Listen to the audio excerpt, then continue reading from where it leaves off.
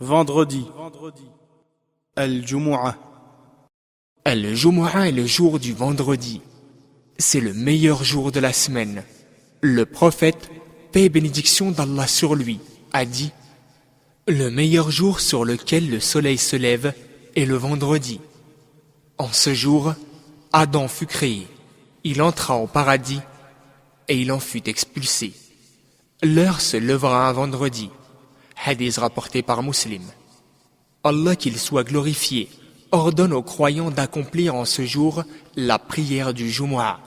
Il dit: يا أيها الذين آمنوا إذا نودي للصلاة من يوم الجمعة فاسعوا إلى ذكر الله وذروا البيع ذلكم خير لكم إن كنتم تعلمون.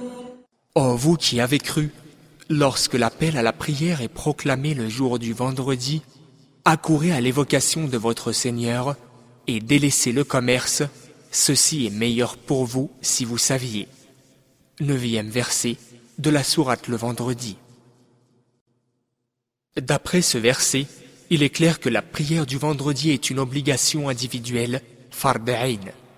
Ibn al-Mundhir, dans son livre Al-Ijma', affirme que les savants sont tous unanimes pour dire que la prière du vendredi est obligatoire pour toute personne adulte, libre, qui n'est pas en voyage et qui n'a pas de raison valable de ne pas y assister. L'accomplissement de la prière du vendredi a des vertus que l'on ne peut recenser.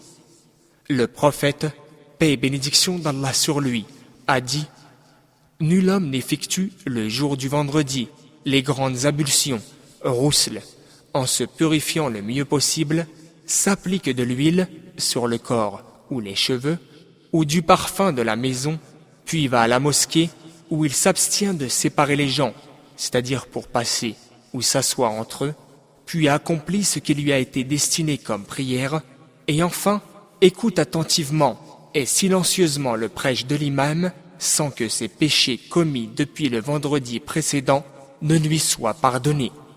Hadith rapporté par Al-Bukhari. Durant ce jour, il y a un moment où les invocations sont exaucées, sauf s'il s'agit d'une chose interdite.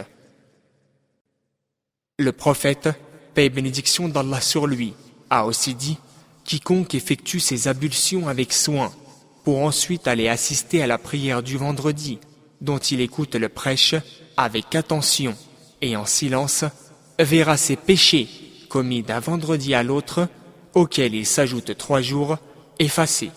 Hadith rapporté par Muslim. Dans une autre narration, chez Ibn Majah, il est rajouté: aussi longtemps qu'il ne commet pas de péché majeur. Les savants de l'islam ont expliqué que les péchés mentionnés dans ce hadith sont les petits péchés et non les péchés majeurs.